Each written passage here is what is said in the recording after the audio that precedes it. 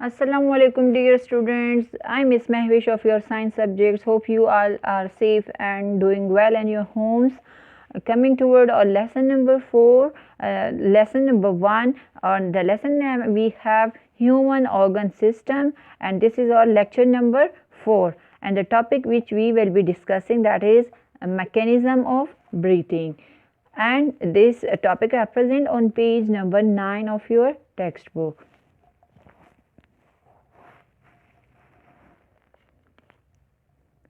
Okay previous topic में हमने breathing की जो एक्सटर्नल ब्रीथिंग है उसकी मेन स्टेप्स और वो सारे पढ़े। जो लंग्स पे हमने लास्ट अपना टॉपिक जो है वो ख़त्म किया था। ये है आपके बुक का page number 9, mechanism of breathing, कि किस तरह जो है वो मैकेनिज़्म मीन द प्रोसेस, कौन सा तरीक़ा मरहला जो है ब्रीथिंग का, वो सिस्टम जो है इंटरनली अब वो प्रोसेस किस तरह होता है।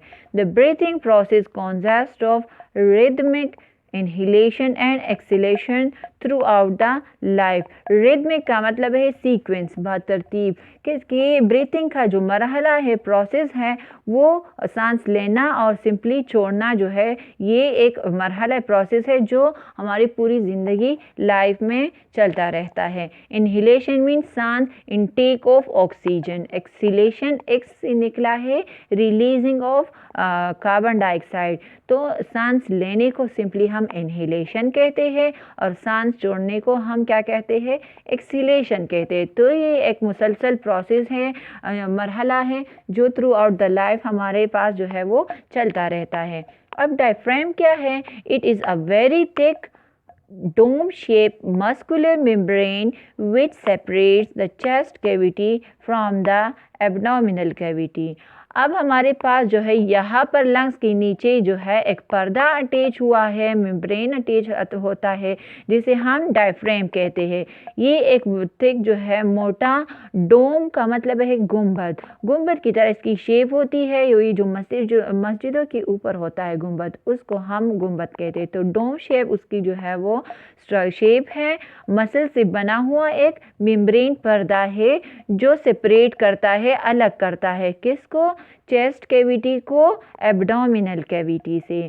चेस्ट कैविटी सीने का जो हिस्सा है, जगह है, उसको एब्डोमिनल मीन नीचे बेली जो रीजन है पेट का, तो उसको हम एब्डोमिनल कैविटी कहते हैं। तो इन दोनों हिस्सों को कौन सेपरेट करता है? डायफ्राम सेपरेट करता है। अब इसका फंक्शन क्या है? It helps in the process of breathing, और ये ब्रीथिंग प्रोसेस में हमारे पास जो है वो मदद देता है, हेल्प करता है। Okay, coming toward inhalation. So what is inhalation? Intake of take in of oxygen is called inhalation. Oxygen का लेना या सांस के लेने को जो है वो सांस के ज़रिए से, ऑब्वियसली हम सांस जो है वो ऑक्सीजन इनहेल करते हैं ना, तो टेक इन ऑक्सीजन को हम क्या कहते हैं? इनहेलेशन कहते हैं। When we inhale, the muscles between the ribs and the diaphragm contract to expand the chest cavity. यहाँ पर ये चीज़ जो है बहुत क्रिटिकल है, आप लोग बहुत ज़्यादा गौर से उसको सुने कि जब हम इनहेलिंग करते हैं, सांस लेते हैं, तो muscles between the ribs and the diaphragm contract. Contract mean कम करना, कम होने को कहते हैं या डिक्रीजिंग को कहते हैं। राटूलिदा जिसे पश्तो में हम कहते हैं राटूलशी। कौन सी चीज़ जो है वो कॉन्ट्रैक्ट हो जाती है? मसल्स। किसके दरमियान? रिब्स और डायफ्राम के दरमियान जो मसल्स है, जब वो कम हो जाते हैं या डिक्रीज़ हो जाते हैं, तो ये डिक्रीजमेंट क्यों ज़रूरी है? ताकि चेस्ट की कैविटी को ये खोल सके। तो चेस्ट की to expand the chest cavity का मतलब है कि चेस्ट की कैविटी, सीना जो हमारे पास है उसकी खोलने के लिए, एक्सपेंड मीन खोलना या रिलीजिंग को कहते हैं, कि हमारे पास जो है अगर चेस्ट ने रिलीज़ होना है या खुलना है तो उसके लिए इस पर्दे का जो है वो रिब्स का और इसका जो है वो कॉन्ट्रैक्ट होना इसके लिए ज़रूरी है। The diaphragm becomes flat and moves downward। अब जब ये कॉन्ट्रैक्ट हो जाता है डायफ्राम, तो इसके साथ क्या हो जाता है? ये फ्लैट हो जाता है और नीचे की तरफ, डाउनवर्ड्स का मतलब है नीचे की तरफ हरकत करता है। At this time the ribs muscles contract and the ribs cage moves upward and outward. Upward भी ऊपर को कहते हैं, आउटवर्ड मीन बाहर की तरफ। तो हमारे पास यहाँ पर सेम वक्त पे जब ये हमारे पास डाउनवर्ड की तरफ मूवमेंट करता है, कौन करता है? डायफ्राम।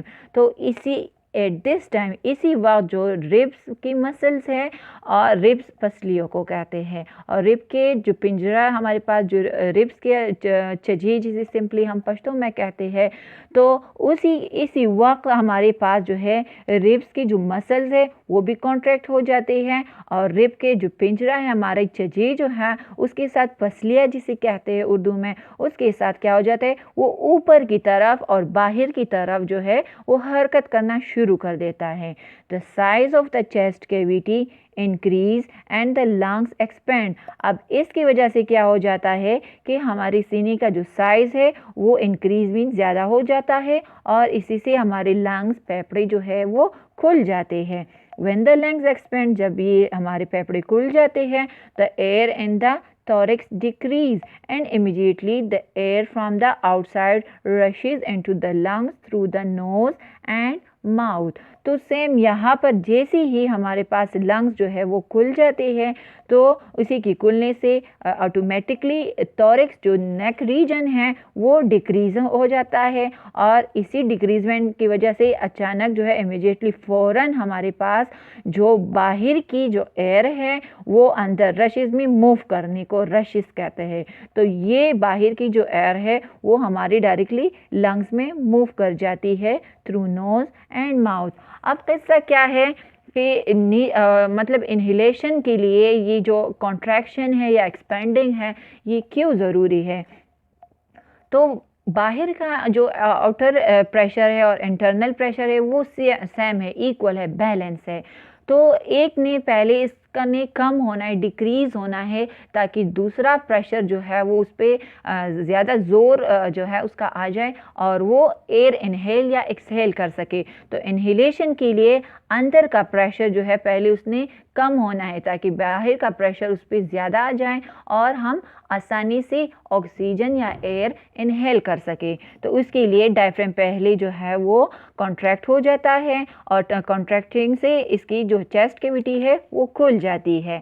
फिर इसी वक्त जो हमारी जो रिब्स पसलियों की मसल्स है या जो पिंजरा है या पसलियाँ है वो ऊपर की तरफ डाउन जो है, अगर आप सांस लें तो आप लोगों को फील हो जाएगा कि हमारे जो रिब केज है, छजे जिसे कहते हैं पसलियाँ, वो ऊपर की तरफ मूव करना शुरू कर जाती है। इसी से हमारी चेस्ट की जो साइज़ है वो इंक्रीज़ हो जाती है और हमारे फेफड़े जो है वो खुल जाते हैं। तो इसी खुलने से हमारे पास क्या हो जाता है, थोरैक्स रीजन जो है ऑटोमेटिकली वो डिक्रीज़ हो जाता है, और इसी से जो है इसी थोरैक्स रीजन पे अगर प्रेशर कम हो जाएगा तो बाहर का प्रेशर इस पे ज़्यादा आ जाएगा, और फ़ौरन हमारे पास जो है वो नोज़ और माउथ से जो है एयर अंदर इनहेल हो जाएगा।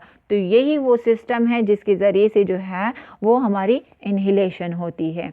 अब इनहेलेशन जो हो गई, हमारे पास ऑक्सीजन अंदर चला गया लंग्स में, तो इसके इंटर्न हमारे सेल्स में कार्बन डाइऑक्साइड, ब्लड सेल्स में जो है जो वेस्ट गैस जिसे कहते हैं कार्बन डाइऑक्साइड, तो वो बन जाता है रिस्पायरेशन के दौरान। तो वो अब खून जो है वो बॉडी को वो कार्बन डाइऑक्साइड नहीं चाहिए, तो उसी सेम प्रोसेस से अब ये वापस एयर में रिलीज़ हो जाएगा। तो इसी रिलीज़ ऑफ कार्बन डाइऑक्साइड को सिंपली हम क्या कहते हैं, एक्सहेलेशन कहते हैं। व्हेन वी एक्सहेल, जब हम एयर छोड़ते हैं या जो है सांस छोड़ते हैं, the diaphragm and the muscles between the diaphragm in the ribs relax and come into a resting position।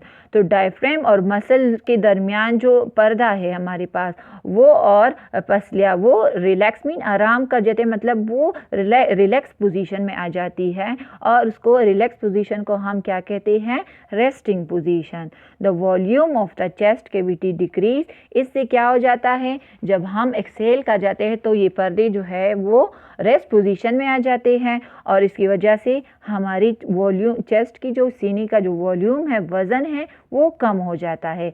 And the pressure on the alveoli increase. Alveoli क्या है? ये हमारे एल्वियोलाई जो लंग्स के एंड्स पे हमारे पास बबल लाइक स्ट्रक्चर होती है, ये हमने डिस्कस किया हुआ था, जिसके ज़रिए से गैसेस एक्सचेंज होती है, कार्बन डाइऑक्साइड और ऑक्सीजन। तो यहाँ पर ये इंक्रीज़ हो, इसका प्रेशर, एल्वियोलाई का प्रेशर इंक्रीज़ हो जाएगा। किसकी वजह से? जब हमारे पास रिब्स जो है और साथ में डायफ्रेम रिलैक्स रेस्ट पोजीशन में आ जाएंगी, तो रेस्टिंग पोजीशन से चेस्ट कैविटी डिक्रीज़ हो जाएगी और चेस्ट कैविटी का प्रेशर जो है वो किस पे आ जाएगा?